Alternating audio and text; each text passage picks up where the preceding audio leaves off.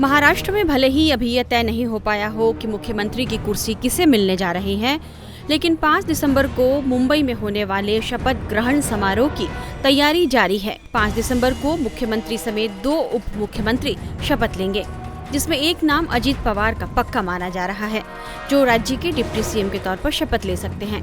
वहीं CM BJP के देवेंद्र फडणवीस होंगे या शिवसेना के एकनाथ शिंदे, इस पर अभी तक सस्पेंस बना हुआ है। हालांकि पर्यवेक्षक बनकर विधायकों के साथ बैठक करने जा रहे बीजेपी नेता और गुजरात के पूर्व मुख्यमंत्री विजय रूपाणी ने यह साफ कर दिया है कि मुख्यमंत्री बीजेपी का होगा। वैसे आज शाम को मैं मुंबई जा रहा हूं। आदरणीय निर्मला जी भी रात को आ रही है मुंबई।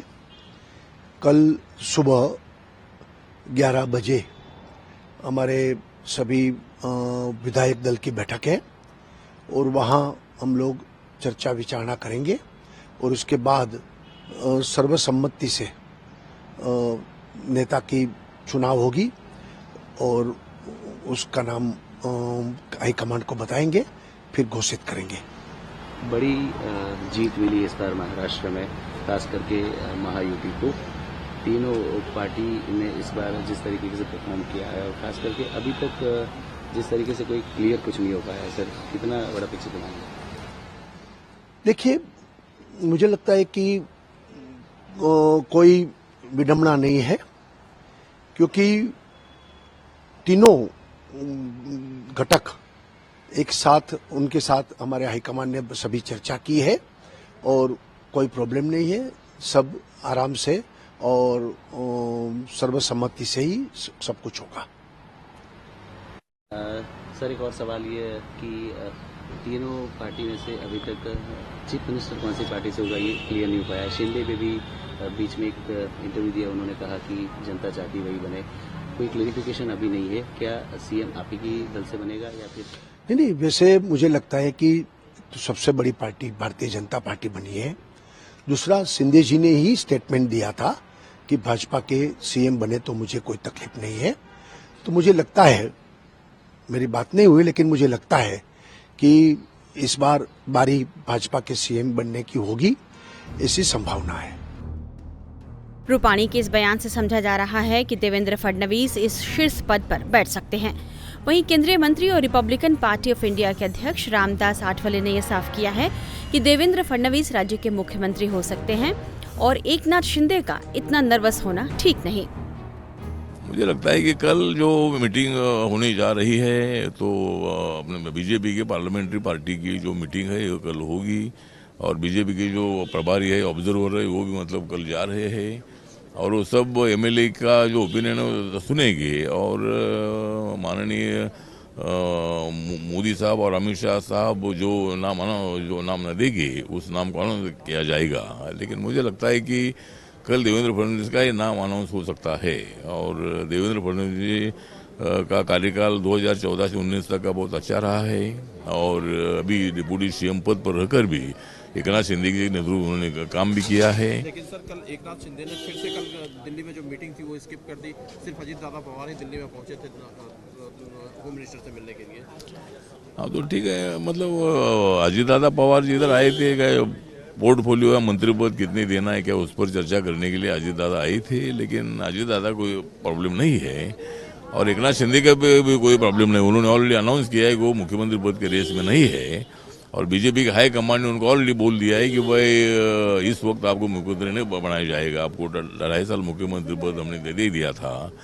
तो इसीलिए अभी उनके सामने एक अल्टरनेटिव है कि वो महायुति का अध्यक्ष पद वो स्वीकार सकते हैं और मतलब महाराष्ट्र में वो रह सकते हैं या केंद्र में मंत्री बनना है तो मंत्री भी बन सकते हैं। लेकिन शायद उसके लिए वो तैयार नहीं, वो काफ़ी नर्वस भी है। लेकिन मुझे लगता है कि राजनीति में नर्वस होना ठीक नहीं है। इस बीच मीडिया रिपोर्ट्स में यह कहा जा रहा है कि महाराष्ट्र सरकार में बीजेपी के पास 21 से 22 मंत्रालय हो सकता है, जिसमें गृह मंत्रालय अहम है। राजस्व विभाग भी बीजेपी अपने पास ही रख सकती है और बाकी विभागों के बारे में बाद में चर्चा होगी।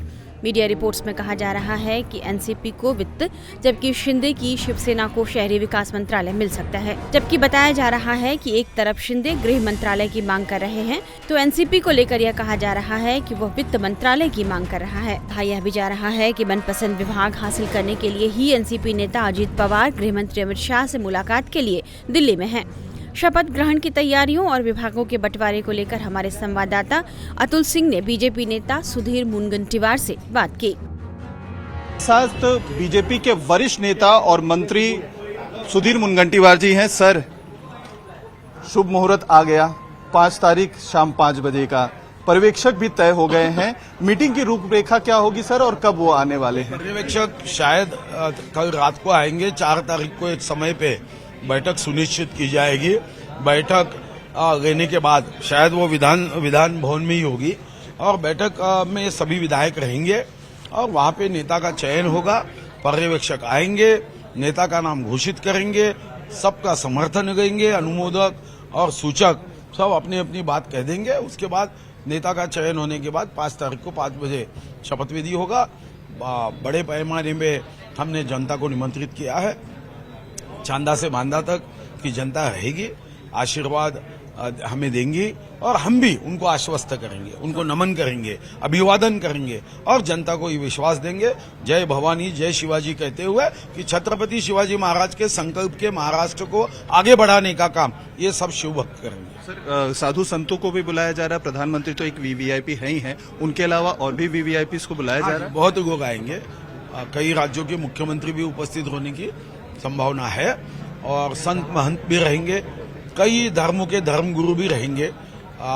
जो हमारी इकोनॉमी में बड़े उद्योगपति रहते हैं, जो हमारी इकोनॉमी को बढ़ाने के लिए काम करते हैं, उद्योगपति भी रहेंगे, कुछ सामाजिक सेवक रहेंगे, कुछ पद्मश्री, पद्म विभूषण, पद्म भूषण पुरस्कार प्राप्त भी लोग रहेंगे। उद्धव ठाकरे जी को भी निमंत्रण दिया जाएगा, विपक्ष के नेता और बाकी जो हैं उनको भी न्योता तो उद्धव जी को तो निमंत्रण ऑटोमेटिक ही आता है, क्योंकि वो विधान परिषद सदस्य है। हर विधान परिषद सदस्य को निमंत्रण जाता ही है।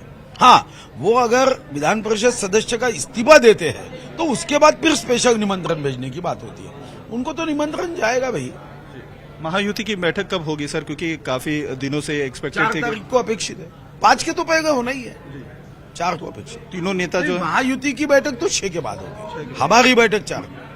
आखिरी सवाल सर, अजीत पवार दिल्ली गए हुए हैं, क्या जो पोर्टफोलियोज हैं उनको लेकर जो है चर्चा काफी ज्यादा है कि खींचतान काफी ज्यादा चल रही है। होम मिनिस्ट्री से लेकर फाइनेंस, रेवेन्यू की जो मांग है अजीत एकनाथ शिंदे की तरफ से किया जा रहा है, इसको किस तरीके से देखते हैं? सॉर्टेड हो जाएगा कि बातचीत और बढ़ेगी? क्या मुझे जो लगता है, अजीत दादा उनके कुछ व्यक्तिगत कारणों के लिए गए हैं, इसमें कोई कुछ मांगने के लिए गए नहीं। जो मांगने का था, जो बताने का था, वो तो पहले ही चर्चा हो गई है।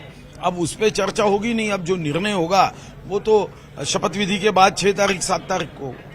लेकिन और जो खाते को लेकर एकनाथ शिंदे जी की तरफ से हो रही है कि कुछ नाराजगी है, उनकी कुछ डिमांड्स है, उसको किस विधि के बाद भी समय है भाई। कोई 5 तारीख को 5 बजे शपथ ली और 6 बजे कोई 5 तारीख को विभाग का बंटवारा थोड़ी होने वाला है। समय है भैया। देखना होगा कि 5 दिसंबर को शपथ ग्रहण समारोह के बाद महायुति गठबंधन में विभागों का बंटवारा किस तरह होता है। हालांकि जिस तरह चुनावी नतीजे आए, 10 दिन बीत जाने के बाद भी अभी तक यह तय नहीं हो पाया कि मुख्यमंत्री कौन होगा, तो निश्चित तौर पर यह भी नहीं कहा जा सकता कि विभागों के बंटवारे को लेकर आगे कोई खींचतान भी नहीं होगी।